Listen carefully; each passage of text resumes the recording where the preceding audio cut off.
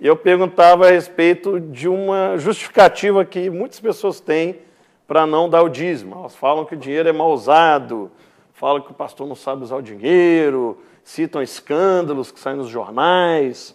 Mas e aí? Então eu não dou o dízimo porque o dinheiro é mal usado? Como é que fica isso? Como que podemos responder? De maneira nenhuma. De maneira nenhuma. Se o princípio para a contribuição é a minha expressão de gratidão por aquilo que Deus tem feito, a má administração do outro não impede em nada a minha gratidão. E outra coisa, a maneira como o outro responde aquilo que eu tenho ofertado, ele vai prestar conta disso para o Senhor. É Ele Deus. Agora, eu vou deixar de expressar a minha gratidão por aquilo que o Senhor tem feito por causa da injustiça do outro? De forma nenhuma. Eu continuo ofertando, eu continuo dizimando, certo de que haverá um dia em que todos irão prestar contas diante do Senhor do que fizeram com aquilo que chegou até as suas mãos. Bom, agora nós temos que considerar que cada um tem a administração da sua igreja, e eu acho que um dos erros graves que as pessoas têm é de dizer que o pastor pega o dinheiro e leva, né? Olha, a maioria das igrejas tem uma diretoria, uma administração, tem um tesoureiro, tem secretário, tem balanço, eles são auditados e tudo mais. Isso acontece com boa parte das igrejas, ou seja, os relatórios são claros, as pessoas podem ver o que está sendo ofertado, o que está sendo doado, todo mundo sabe. Agora, que existe alguns picaretas no meio do caminho que administram mal, sim, mas não é a esses que a gente deve se firmar. É igual aquele, notícias ruins. Eu não vou fazer mais nada porque está tendo notícias ruins. Eu não vou sair mais na rua porque houve um assalto. Ou seja, eu não vou mais dar meu dízimo, minha oferta na igreja, porque eu ouvi dizer que uma igreja lá em Quixeramobim, o pastor sumiu com o dinheiro da igreja. Quer dizer... Agora, uma coisa que eu acho interessante é que isso não é uma coisa que acontece agora, né? Nos dias de Paulo, na igreja primitiva, o recurso das pessoas era administrado pelos apóstolos, porque tudo era depositado nos pés dos apóstolos.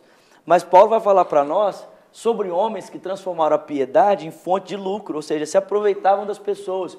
Em Timóteo, Paulo fala de homens que entravam na casa de viúvas e de mulheres para extorquí-las, e não só para extorquí-las, mas também para se deitar com elas e ter, né, contato de prostituição com essas mulheres. Então isso não acontece hoje. Agora a pergunta é, a igreja primitiva deixou de ofertar? Aqueles irmãos deixaram de contribuir? De maneira nenhuma. A gratidão no coração deles por aquilo que o Senhor estava fazendo era muito grande. E outra, eu acho assim fantástico uma passagem que está lá em 2 Coríntios capítulo 8, quando Paulo fala sobre a igreja da Macedônia. Ele diz como que a graça de Deus superabundou sobre os macedônios. E Paulo diz, porque eles na sua extrema pobreza e escassez superabundaram na sua generosidade. Quando eles conheceram a necessidade da igreja de Jerusalém, eles deram tudo o que tinham, deram mais do que tinham e ainda assim deram a si mesmos. Então, olha isso.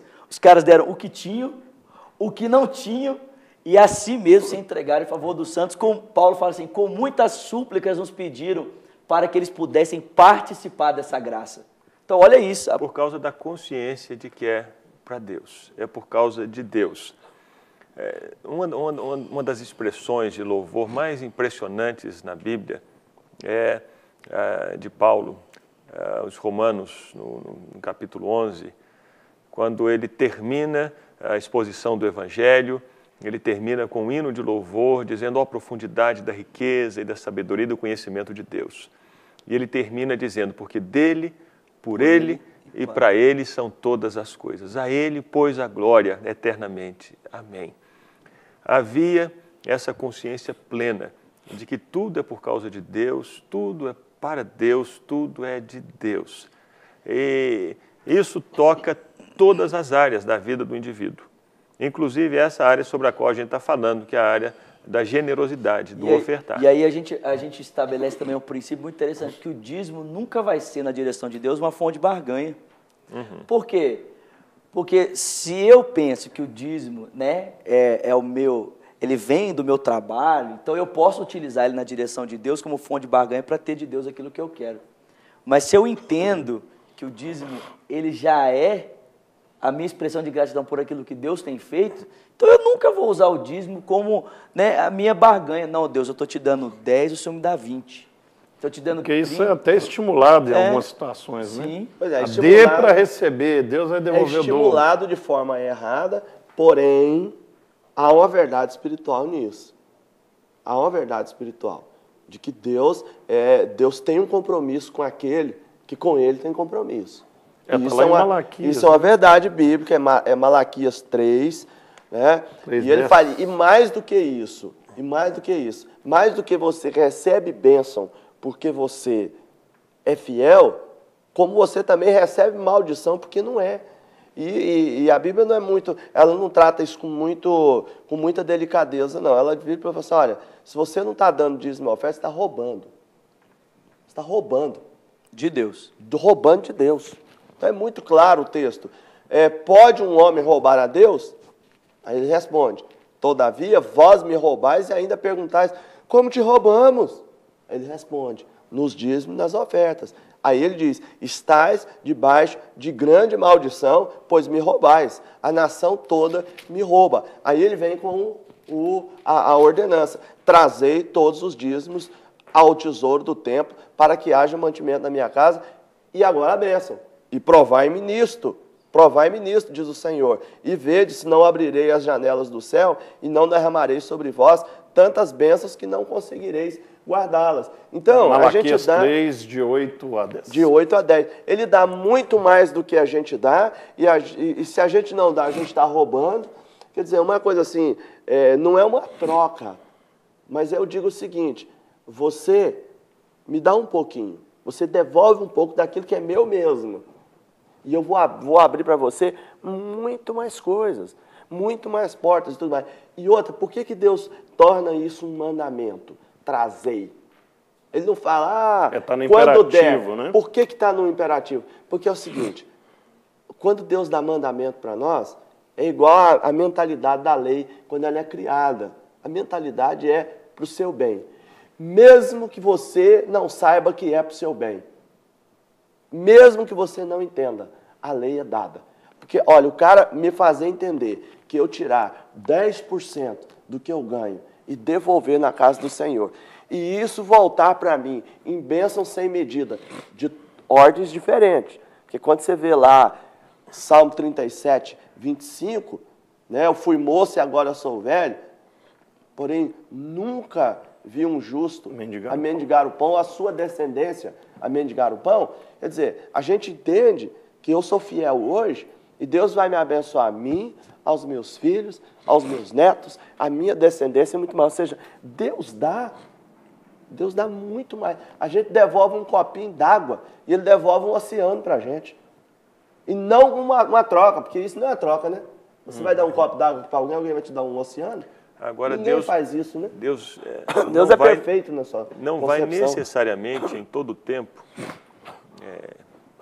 retribuir naquela mesma moeda em que eu dei. Na moeda, exatamente, não é dinheiro especificamente. Exatamente. Vai devolver em outras coisas. Isso é extremamente importante de ser colocado. Perfeito.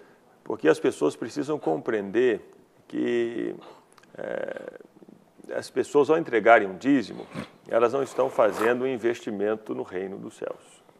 Elas estão expressando a gratidão delas a Deus por aquilo que Deus deu a elas. Exatamente. É gratidão, é culto, é adoração. Se a pessoa ela dá para receber em troca, ela caminha em cima de um princípio que não é bíblico, que não é de Deus.